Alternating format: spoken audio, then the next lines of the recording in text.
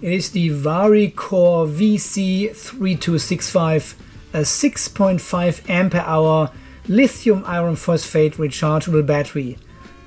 Maximum continuous discharge 20 amps. Nice one. Well guys, as you have seen in the last video, we have built a 24 volt battery with these VariCore 32700 cells. And in this video, we want to have a look at these cells here and see if they are any good. I mean, better than the Palo we have used in the past. But first of all guys, welcome back to the off-grid garage here in sunny hot Australia. It is mostly cloudy today. But when the sun is coming out, I've seen 7.5 kilowatt coming from the solar, but it lasts only for a minute or so. Yeah, that's what we had, 71 amps, but wait for it. Now we've got only 1.7 amps outside. It is not great. So my friends, in today's video we want to have a look and test these VariCore with 6.5 ampere hours apparently. Yeah, I've built already my 24 volt battery for the solar gate. Well, the Palo cells are not performing great down there, I must say. We installed them back like, I don't know, 3 months ago or so. And they worked pretty good actually during summertime when we had enough sunshine. But now with these clouds and winter times where we've got a lot of shading on these solar panels there and the battery doesn't get fully charged anymore. And there's a huge deviation across all the cells. And especially if you can remember cell number 4, which we had replaced, because the first number 4, which was originally in this pack, was already faulty. So I replaced this cell with another Palo cell, but this one is underperforming as well, and it is always the lowest or always the highest. So it seems to be a fairly high internal resistance, and it is not working great. So I thought, instead of buying new Palo cells and replacing single cells in this pack, let's build a completely new pack with completely different cells, yeah? And these ones were actually not too bad. Tested and reviewed on AliExpress for what it is worth. So I bought 12 of them for 49 Australian dollars, including shipping and tax and all this kind of stuff. So 8 of them are in the pack. 4 of them we have here to build another 12 volt battery, or just to play around with it and for testing purposes. And this is exactly what we are going to do today. I have already, in the last couple of 2 weeks or so, I have already tested all 12 cells for capacity, charging and discharging tests with the ZKE-Tech, the EBC-A20 here. Fantastic tester. All the cells have been tested. Let me show you the result. So here on the VariCore website, varicore.cn, Chinese website, you go under batteries and you can have a look what they have. They have all kind of different batteries, not only lithium iron phosphate, but also NMC batteries as well as salt batteries. And you can see here the different variants they have, 18650s, 26700, 14500, all kind of dimensions. And we have the 32700, 6.5 ampere hours. These are the cells. Let's see if you can find any specifications for these cells. Battery data, here it is. Nice. The VC3265, 3.2 volts, obviously. 3.65 is obviously the maximum charge voltage. And the low voltage is only 2 volts. But I think this is only for very cold climates then. I wouldn't recommend discharging them to 2 volts. I think they are going to die prematurely. The battery capacity, or I should better say the rated battery capacity, is 6.5 ampere hours, maximum discharge 20 amps, standard discharge 6.5, so 1C, life cycle 1500 times about. The size and the weight. Okay, there are some more photos. Yep. That is all good. Nothing else anymore. This is the only information we have of this cell. Okay, let's open the EB tester software, and we want to go to File, Open Data, because I've done all the testing already. We don't need to wait for another 16 days. No, I haven't done all the testing, but most of the testing. Okay, File, Open Data again. cell number 1 charge curve. And here we've got the typical lithium iron phosphate charge curve starting at about 2.89 volts or something. Very, very steep incline here, and then it flattens out. It goes still a little bit up. Let's see what voltage we have here. 3.256 volts at 0.345 ampere hours charged. Yeah. So and then we have a little bit of incline here from 3.25 to 3.344 volts, and then it really plateaus out. Yeah, a little bit of incline here in the middle, as always with these cells, and then plateaus out again roughly until here, when we have charged 5.15 ampere hours already into this battery. And then we can see slowly increasing of the battery voltage, 3.4 volts. Let's have a look in this part of the curve. I zoom in a little bit. 3.41, 3.425, 3.445, and we have reached 3.45 volts. This is when we usually stop charging, because then the battery is already at 99.9%. You can see here 5.6 ampere hours, yeah? And down here we have charged 5.8 ampere hours into the battery. So there's not much capacity left until we reach here 3.65 volts. And then the current basically tapered off. Yeah, remember it's a 6,500 ampere hour battery, but I could charge only 5.9 ampere hours into this battery. Yeah, but from here we cannot see anything special. Very typical lithium iron phosphate charge curve. Okay, let's close this one. And here again, discharge with 1 amp all the way from 3.65 volts. And we can see how flat this voltage curve is, right? Unbelievable. There's also this little decline here in the middle, and then it tapers off slowly here from 3.2 volts. Yeah, we have discharge here 5.5 ampere hours at this point, 3.1 volts we see. We go a little bit further. Yeah, we are going under 3.1 volts. There is 3 volts, and we have discharged almost 5.9 ampere hours. And we go a bit further because I've discharged the cell all the way down to 2.5. You can see it goes down quickly now. And the end result, you can see down here, 6.1 ampere hours for cell number 1, 6.1 ampere hours, yeah. That is a bit away from 6,500 milliampere hours. So I thought, that's a bit strange. Why is this cell underperforming? So I tested another one and another one and another one. I've got this all written down here on a little piece of paper here. I put the information on the screen now. So the other cells were 6.1 ampere hours. You can read it here yourself. But you can see none of the cells has actually reached 6,500 milliampere hours here. What is the best one here? Number 8, 6,126, I think. That is the highest cell I've measured. And the lowest one is 5,669, cell number 10. So that is not great. Yeah, that is almost 1 ampere hour below the rated capacity of these cells here. So what I've done, I've sorted out the ones with the highest capacity and built this 24-volt battery. And the 4 leftovers here are the ones with the lowest capacity here, all under 6,000 milliampere hours. So really a bit disappointing, but similar result to what we had with the Palo cells back then when we tested them, yeah? But fair enough, these cells were pretty cheap. So 12 cells for under 50 Australian dollars. That is a pretty good price. But nevertheless, I have contacted the seller on AliExpress where I bought these batteries here and complained about it and says, look, you are advertising these batteries here with 6.5 ampere hours. None of the 12 I bought is actually reaching this. And they, of course, came back and said, well, we talked to the engineers, to the factory and everything, and there's always a bit of variation going on with the capacity. Some cells are underperforming, some are overperforming, and they offered me like $3 of refund. And I replied to them, if these cells are under and overperforming, why is none of these 12 cells I bought from you overperforming? They are all underperforming. Have you selected the worst cells ever and sent them to me? And I made a counter offer to them and said, look, refund me $15 and I keep the cells. Otherwise, I need to send them all back to you for a full refund and you won't make any money. But Unfortunately, they didn't want to do it.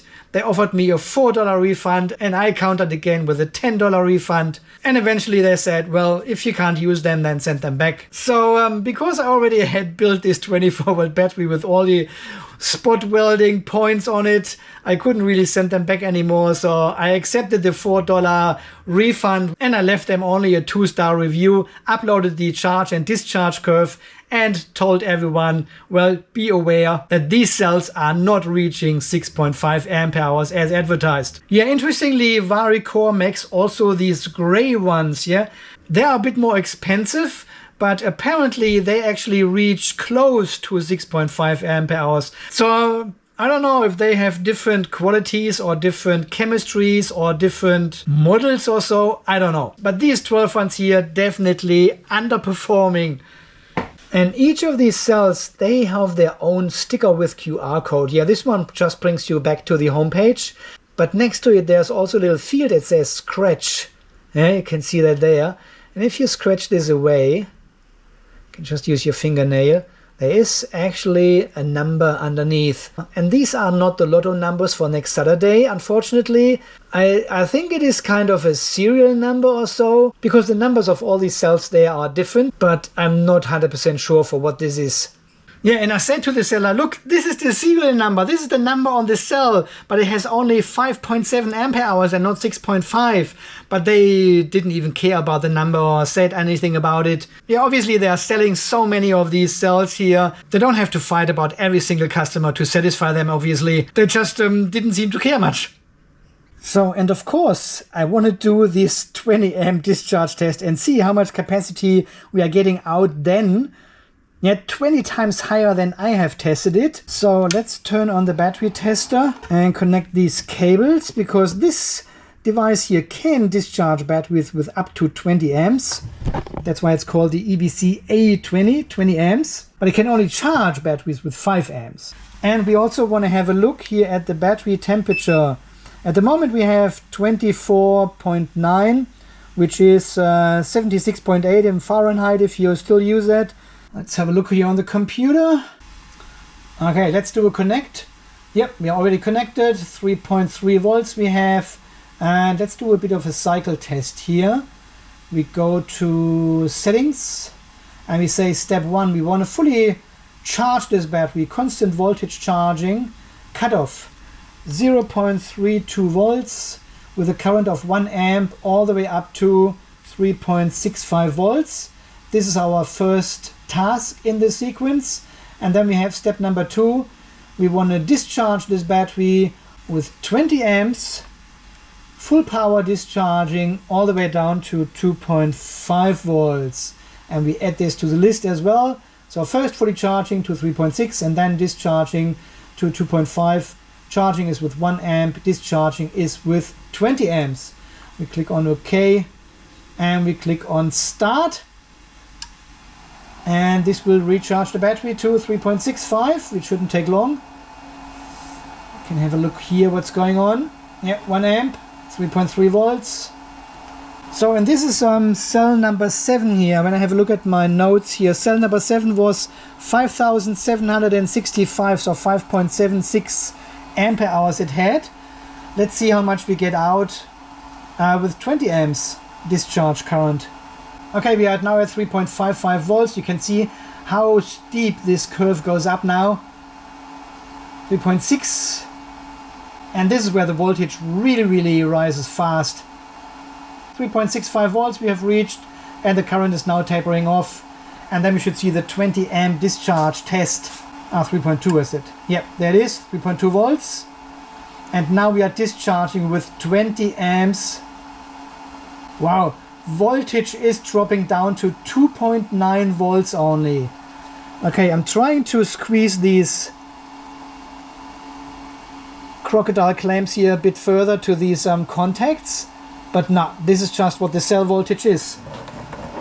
Okay, let me confirm this quickly here directly at the battery without any cables or something, and we have 3 volts. So it's only, you can see only 0.1 volts difference between the ZKE-Tech battery tester and what we actually have here at the battery. 3 volts at 20 amps. Okay, we have already pulled 400 milliampere hours out of this battery in this short amount of time. And you can see how the voltage has increased a tiny bit there when I squeeze these crocodile clamps. Let's do it again and see if the voltage actually... Oh, this is warm. Oh, you can actually see the voltage increasing. Look at this.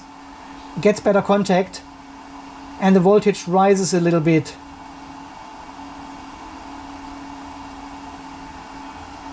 Oh yeah, you can already feel the heat. 29.4 already. 5 degrees up. Or 84.9. Okay, we are coming close to 1 ampere hour discharged. Oh yes, you can feel it. But look how the voltage has increased a little bit. Okay, we've got 20 amps divided by 5.7 ampere hours we have. That's a 3.5 C we are discharging now. 1.25 ampere hours discharged. Oh yeah, it's nice and toasty. What do we have? 33 degrees, wow. 91.7. Okay, voltage is still fairly constant at 2.922 volts. Look at this crazy curve. Voltage is rising.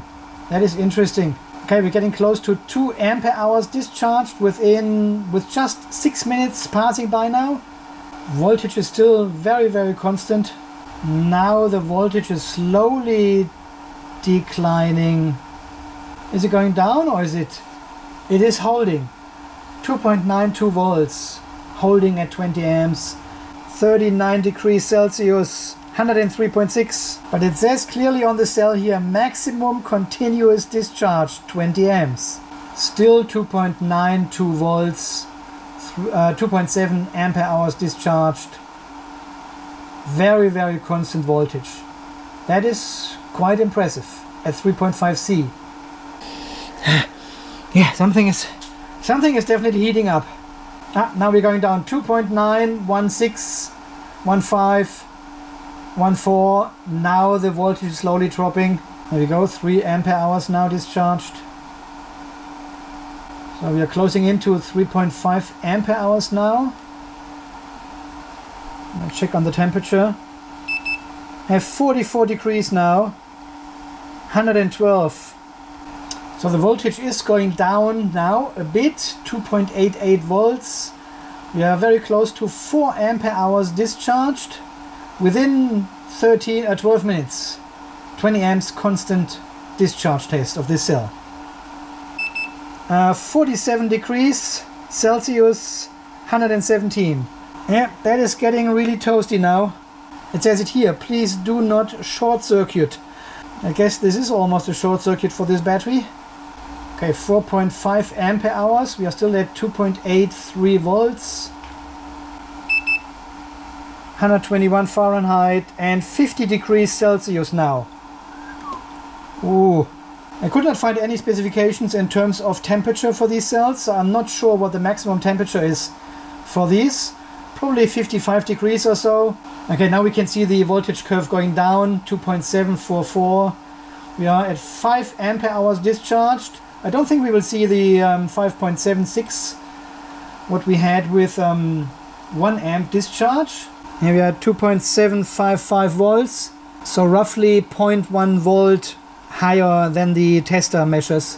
Okay, 2.56, we are very close to stopping the discharge now. 2.53. Okay, that was it. 5.3 ampere hours discharged. We had a maximum cell temperature of 53 degrees Celsius, 128. Wow, that is quite hot. And now obviously the voltage is bouncing back. You can see here 3 volts already. You can see the discharge curve here. And why is the discharge curve, why is the voltage actually increasing here in this part here? We have started the test somewhere here at 24 degrees, yeah? And obviously, because of the high discharge current, the cell temperature increased. And this maximizes out the performance of the lithium iron phosphate cell. And probably at 40-45 degrees or something, we had a maximum performance of this cell before it gets too hot and starts declining again. And this is exactly why the voltage has increased here during discharging slightly and then went down, because the cell then get too hot. Yeah, 5.3 ampere hours discharged at 20 amps, so it's not too bad. So here in Google it says actually generally 60 degrees Celsius 140 is the maximum discharge temperature for 32700 lithium iron phosphate cells. So up to 60 degrees maximum temperature we have measured here was 53 degrees. So still in the safe margin if these cells here work the same way as the general answer we found here on Google. But around 60 degrees, that's pretty hot. Yeah, of course, if we make a better contact here with screw terminals directly to the battery, we can probably squeeze out 100, 150, 200 milliampere hours more before the voltage reaches 2.5 volts. So the tester actually measures a bit of a lower voltage here, even it uses this 4-wire method and measures voltage and current separately, but both of them are connected to the same crocodile clamp, which is not ideal. At some stage I want to disconnect this thin cable here and use a separate crocodile clamp to measure the voltage. So ideally you should have 2 clamps, one for current, one for the voltage. But we would still not have made it to 5.7 ampere hours as the result was with discharging this cell with 1 amp only. So if you know about any 32700 cells which actually can reach the rated capacity which is printed on the cell, let me know down in the comments below. I mean, if they have now 6.5 ampere hours or 5.7 ampere hours, I don't give a damn, as long as they are consistent and we don't have one cell consistently low or high as we now have in the Palo pack down in the solar gate, which is so annoying. So as long as we have some consistency, I'm happy with that. Yeah guys, I think so far this little experiment from today, doing the 20 amp discharge test of one of these cells here. So the quality is not too good, but also not too bad. And I think these cells are ideal for building these do-it-yourself packs here if you need some 12 volt or 24 volt power for a security camera, for a solar gate, for any kind of mobile energy storage somewhere in your yard. I think these ones are definitely the way to go, in combination with the FNIRSI spot welding machine, of course. So yeah, not too bad. As always, I link the results of my testing with all the graphs and curves and data on my website. Link is down under the video. I will also link these cells here on my website if you're interested in these ones. And I link the gray ones as well if you need a bit more peak current from time to time. If you have a larger solar gate and the motor kicks in, well, the gray ones you can discharge with up to 55 amps, which is a pretty much high current for such a small cell. Wow. Alright my friends, thank you for your support. More videos are coming soon. A special thanks always goes to the people who are donating to the channel here, either buying me a SPED or becoming a channel member. Thank you very, very much. If you enjoyed this video, leave a nice comment down there, hit the like button, and guys, we will see us again in the next video and we will do some true do-it-yourself stuff. Until then guys, you stay charged, stay safe, and thanks again for watching. See you then. Bye bye.